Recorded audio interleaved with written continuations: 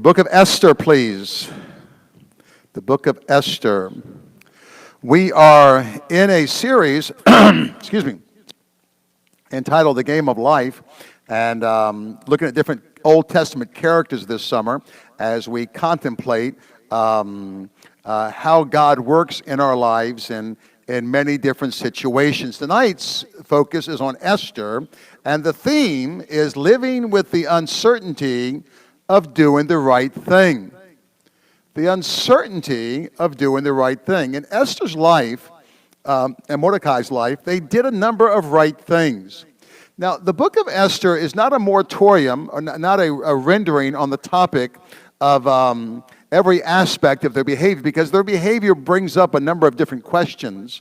For example, Jews marrying non-Jews, okay? And so there's a lot of questions, and it's not an endorsement of all that Esther and Mordecai did. Just a side note here that none of us, I don't think, if we're honest with ourselves, would ever think that our lives is a referendum on all that is right every single time. And Mordecai, or particularly Esther's life, was not that way either. There were some decisions made that were not consistent with Old Testament law. That was true. And yet, God in His grace worked through that and accomplished His will.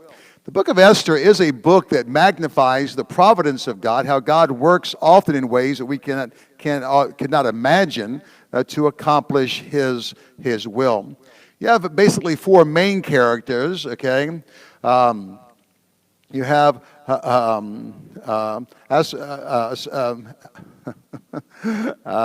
you have Xerxes, okay? You have Xerxes, you have Mordecai, you have Haman, and Esther, okay? So you have Xerxes, Mordecai, and Haman and Esther. You have these four main characters, okay? Xerxes being the king, who had actually three different names ascribed to him, okay? Ahasuerus, Artaxerxes, and Xerxes. All three names were given to him in some source from one of different sources of his historical writing.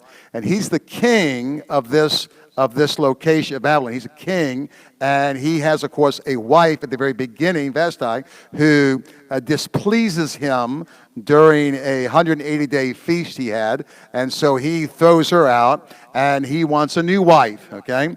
And so Mordecai puts forth Esther, and she's then, of course, as you know the story, received as the new queen, okay?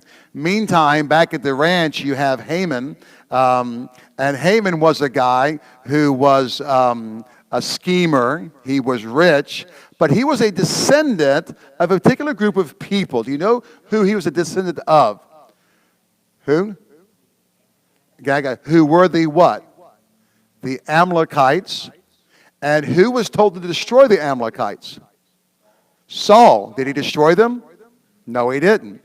And here, many years later, the result of an disobedient act on a part of somebody who should do what they should do. And so he's here on the stage, and he is really angry with Mordecai, and he's jealous and angry with him and really wants to kill him. And to get to him, he winds up talking the king into an edict that all the Jews would be killed. Now at this point, Xerxes doesn't know that his wife Esther is a Jew, and so he doesn't realize that, and it would seem that Haman would not have known that either, and so not sure about that part of it, but he had this take place. And so we pick up the story in chapter 4, but before you get there, I want you to notice a diagram, a picture, if you would, a map. And you notice this kingdom was quite a large kingdom, okay? This is what is one stage of the kingdom was in this area here, but at one point it reached all the way around here. Look at all that the area, Libya over here and all the way over here to India, okay? It was a huge kingdom, okay? And so it was very powerful, and yet, by the time we pick up the story in chapter 4 and verse 1, you have some very uncertain times, okay? I want you to notice four things about this event. Okay, so you had the situation where Xerxes got rid of Vashti. He took Esther as his wife, and then Haman has been against Mordecai, and now he's talked the king into doing this horrendous plot against the Jews. And we pick it up at chapter 4, verse 1, because Mordecai now knows what's happening. So chapter 4, verse 1 says this: when Mordecai perceived all that was done, Mordecai rent his clothes and put on sackcloth with ashes and went out into the midst of the city and cried with a loud and bitter crying. And it came even before the king's gate, for none might enter into the king's gate clothed with sackcloth. And in every province, wheresoever the king's commandment and his decree came, there was a great mourning among the Jews, and fasting and weeping and wailing, and many lay in sackcloth and ashes. The expression of laying in sackcloth and ashes is an expression of great grief and burden, okay? So what you see in verses 1 through 3 is complete hopelessness, okay? What's happening is, as Mordecai hears about this decree, and as the news spreads throughout the kingdom, all the other Jews, these are Jews that did not go back, to the promised land, and they are under great duress here, and they're going to be persecuted, and they're going to be killed, and there's going to be great slaughter. And so you see complete hopelessness in verses 1 to 3. But in verse 4, you see this. You see burdensome ignorance. This often accompanies uncertain times. A burdensome ignorance. Look at verse 3. Now, ignorance is not the same as being stupid. You just don't know what you don't know. Look at verse 3. So Esther's maids and her chambermaids came and told to Esther that Mordecai was doing this. Then was the queen exceedingly grieved, and she sent raiment to clothe Mordecai and to take away his sackcloth from him, but he received it not. See, at this stage, she doesn't know what's going on. She's not got the memo, because it would not be the custom in those days for the king to talk to the queen about what he was doing, okay? So she was really ignorant of what was happening. She didn't understand the situation, okay? Now, we have to understand that often in our lives, things happen, and we don't know how they're going to play out. And we don't know don't know all that's happening at the very moment, okay?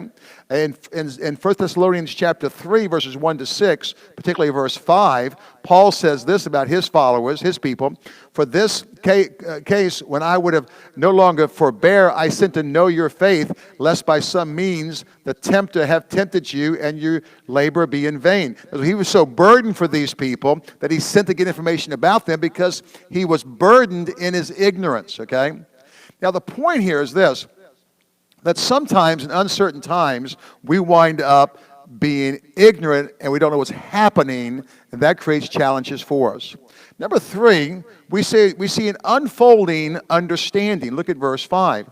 Then called Esther for Hathach, one of the king's chamberlains, whom he had appointed to attend upon her, and gave him a commandment. This would have been one of the eunuchs that were there taking care of the harem of the king, okay? A command to Mordecai to know what it was and why it was. So she wanted to know what's going on here, okay?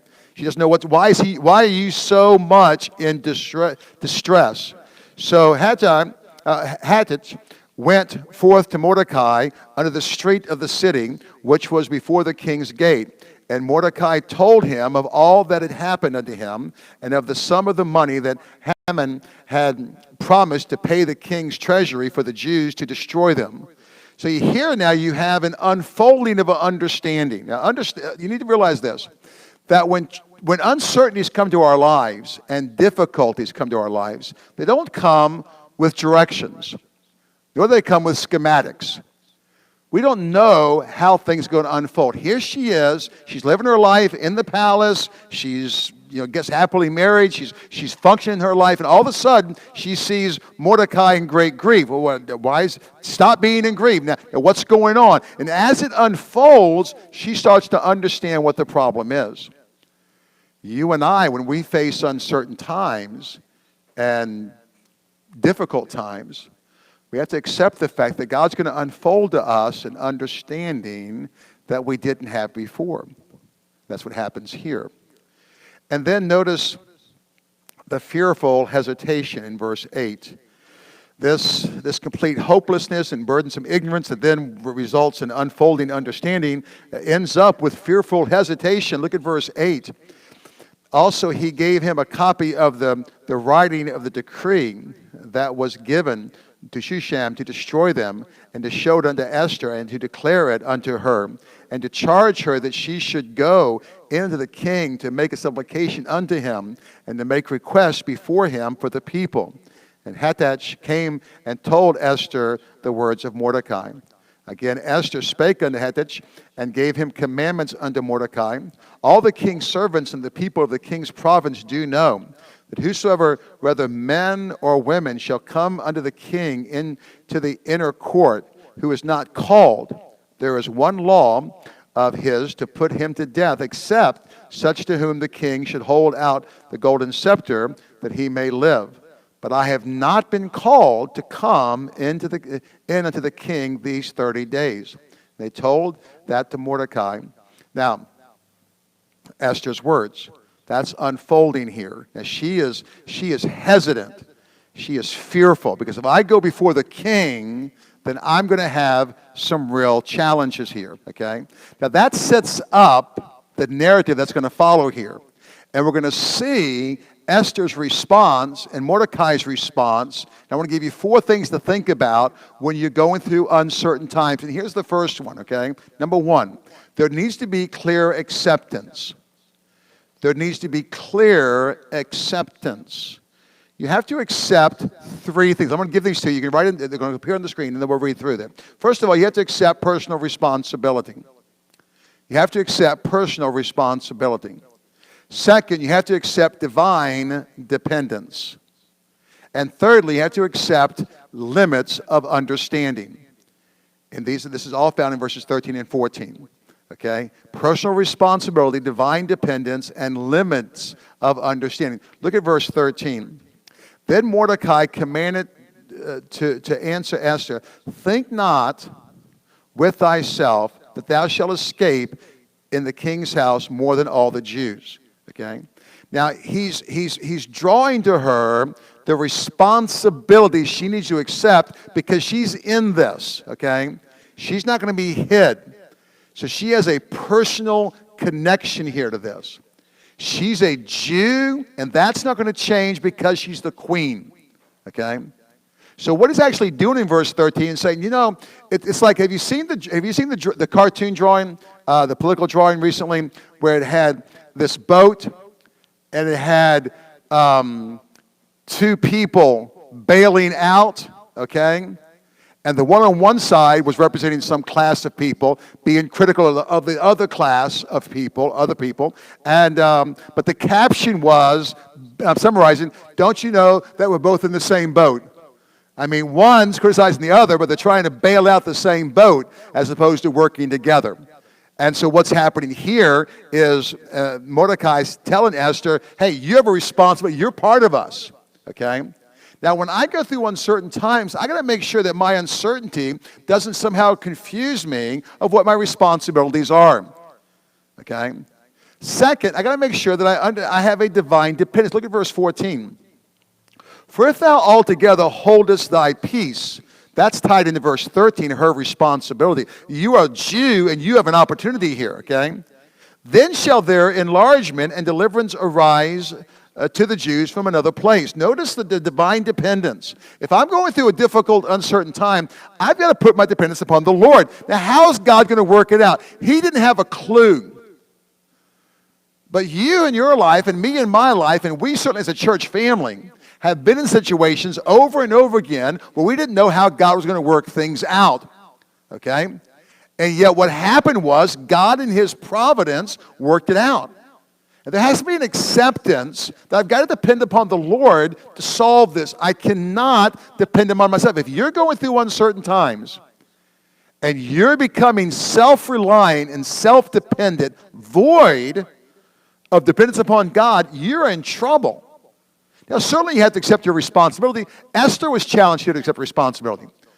But my acceptance of responsibility should never be done in a way that is in conflict with divine dependence. So often we tend to have two extremes. Either one, we want to depend upon God. God, you take care of it. I don't do my job. And over here, I try to make it happen all on my own. But the fact is, I've got to accept my responsibility with my dependence upon the Lord. But I also must understand the limits of my understanding. Look what it says in verse 14. But thou and thy father's house shall be destroyed. And who knoweth whether thou art come to the kingdom for such a time as this?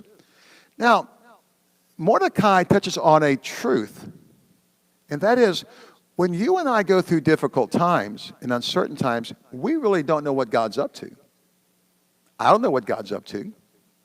You don't know what God's up to in your life. Why is this hard thing happening? Why is this problem here? Why is this going on over here? Okay? And how is it all going to work out?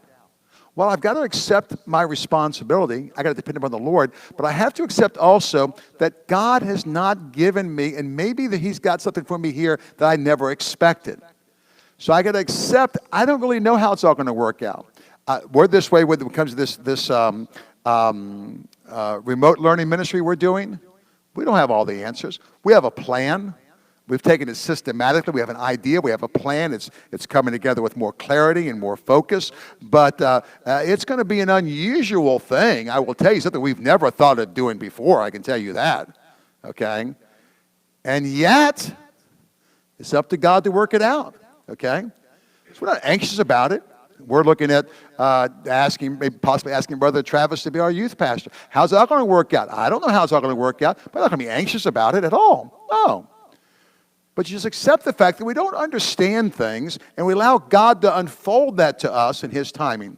So number one, clear acceptance. Number two, a complete surrender. That's in verses 15 through 17. When I'm going through uncertain times, I need to have complete surrender. Let me give you these three to write down. Then we'll read through the passage, and we'll talk about it. Letter A, I need to surrender in prayer.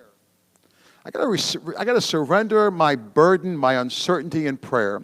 Second, I got to surrender my uncertainty in obedience. I've got to obey. But thirdly, I've got to surrender the consequences.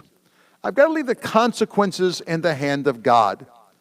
I become confused, and by the way, I become a manipulator of God's will when the consequence becomes my objective. In uncertain times, the consequence should never become the objective. My objective is to pray and to be obedient and leave the consequences to Him. Look at these three verses. Verse 15. Then Esther bade them return to Mordecai this answer. Now Esther's listened to him about accepting responsibility and divine dependence and limited understanding, and responds with surrender. Look what she says. Go gather together all the Jews that are present in Shushan, and fast ye for me, and neither eat nor drink 3 days, night or day. I also and my maidens will fast likewise, and so will I go in unto the king, which is not according to the law. And if I perish, I perish. And Mordecai went his way and did according to all Esther had commanded. You see here a surrender of prayer. I am going to fast and pray, and I'm going to ask God to work here. Let me ask you a question. When's the last time you've gone through a time of uncertainty where you actually took time to fast and pray and seek God's face on it? Okay? What often happens when we go through times of uncertainty, the uncertainty bothers us, it troubles us, it consumes us. So what do I have to do? How do I fix this? How do I do this? How do I do that? And we have an absence of seeking God in prayer and in fasting. Now, we have to surrender in our prayer, but also surrender in our obedience. Now, let me put a side note here, if you would. Obedience in doing what I can where I'm at. And that's what she did. She was going to do what she could where she was at. She was going to go in under the king. Now, she could do that. She was the queen. She had the opportunity. The average Jew in one of the distant provinces was not going to have the opportunity to go before the king. They would never get in. But the queen had the opportunity. Okay? You see, folks, we have to be willing to be obedient to the opportunities God gives us in uncertain times. These last 6 months have been uncertain times. I think it's March, April, May, June, July, August, 6 months now. So these last 6 months have been pretty uncertain times, have they not? But what do we need to do in these uncertain times? We need to pray, but then just to be obedient to what God has given. Take the opportunities God has given us, okay? We were joking this week about our summer schedule. In a time of all this going on, and a lot of churches pulling back, this has been our busiest summer ministry ever. I have no idea how this happened, okay? Well, I do know it happened. Okay, but, okay, it's not my fault. No. It's my wife's husband's fault, And, but no, we went from like, you got to close everything down, and well, maybe, but then we wanted my vacation Bible school, and we got day camp, we got this camp, we got the next camp, and oh, by the way, let's go and start a brand new ministry with anyhow. So, and as the old Christian song says, the beat goes on. But the fact is that you simply have to be obedient with where you're at and what you can do, okay? So in your uncertainty, don't get obsessed about what you don't know. Don't get obsessed with, well, maybe there's a better way to do it. Well, there might be a better way to do it. If it's not an opportunity, you can't do it a better way, then you can only do the way you can do it, okay? So stop getting obsessed with trying to do it, something that God hasn't made it possible for you to do, okay? Some people say, sometimes I've had people tell me, well, we need to get more people in church. I said, well, I'm good with that. We'll go bring somebody. Okay, I'm trying to bring somebody. You go bring somebody. Okay, that's fine. Okay, I'm all for that. All right, but you got to do what you can do. All right. All right, but then thirdly, I love the phrase, if I perish, I perish. Not because, I don't think it's pessimistic. I think it's just realistic, okay? I know in the history of our church, we've tried so many things that have not worked.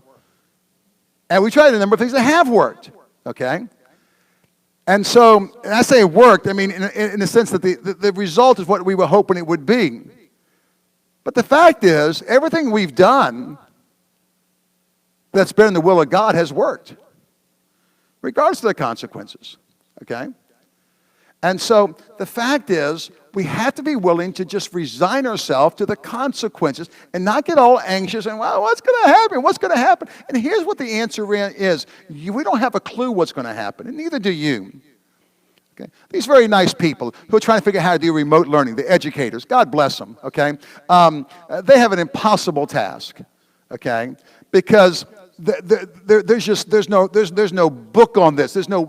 Because it's sort of like the Wright brothers trying to design the first airplane when in fact there was no actually wind in the whole earth to use, okay? I mean, it's just very difficult, but they're doing the best they can. Okay? I don't like what they did. Well, maybe you don't, but that's fine. They're doing the best. They're doing what they thought things best. And so you've got to do what you can do, but you don't know how it's all going to play out. But you can, with all the uncertainty, see, I'm going to accept my personal responsibility. I'm going to accept divine dependence. I'm going to accept the limits of my understanding. I am going to pray, and I'm going to be obedient to the task at hand, and I'm going to leave the consequences to God. He is in better condition and shape to handle the consequences than you are to figure them out.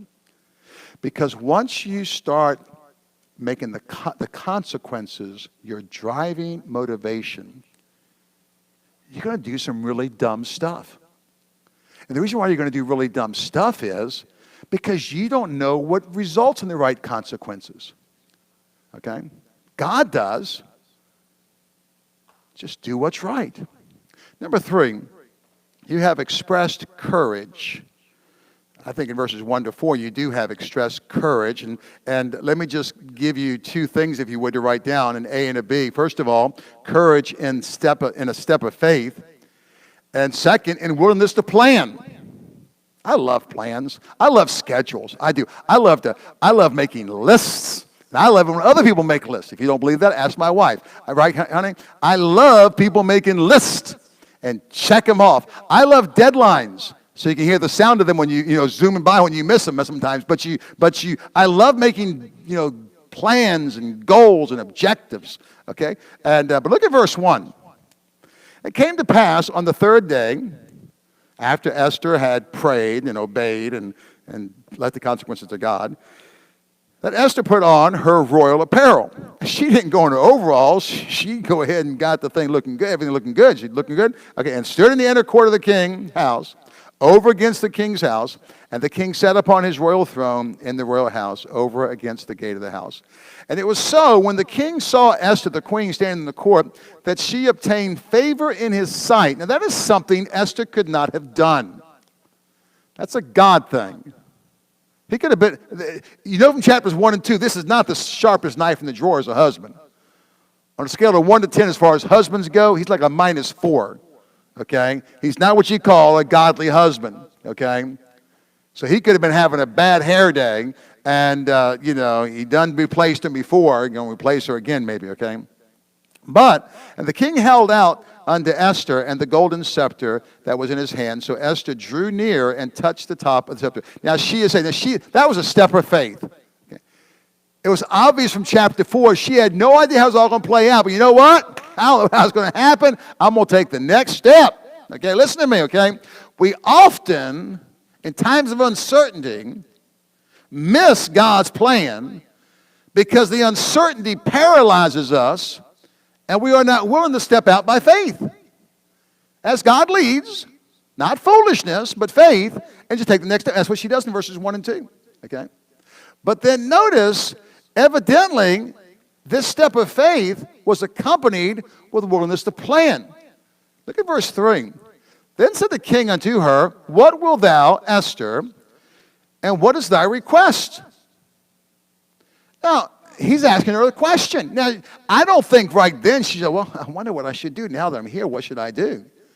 That's not what happened. Somehow, somewheres, she had a plan. Look at verse 4. And Esther answered, If it seem good unto the king, that the king and Haman come this day unto the banquet that I have prepared. Okay. Then the king said, calls Haman to make haste, and that he may come to Esther's banquet. So that's what's happening. So she had a plan. And here's the thing that happens sometimes to people who are in uncertain times. They're just so confused. I don't know what I'm going to do. I don't know what I'm going to do. I want to do. Okay, have you thought about maybe making a plan? I mean, hello?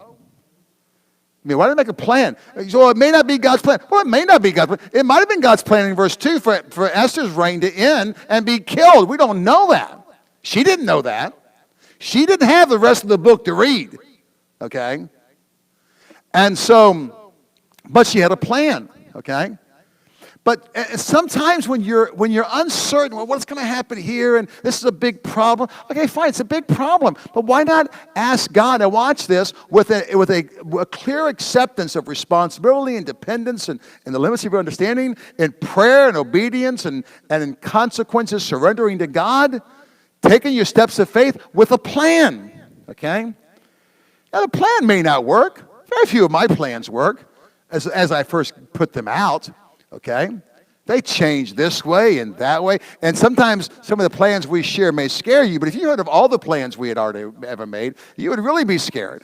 Okay? Because, but you make plans to do the best you can. All right? Number 4, you exercise wisdom. Now, notice 4 things. Go ahead and write these down, then we'll talk about them as we have time. Number 1, you have to take the first step.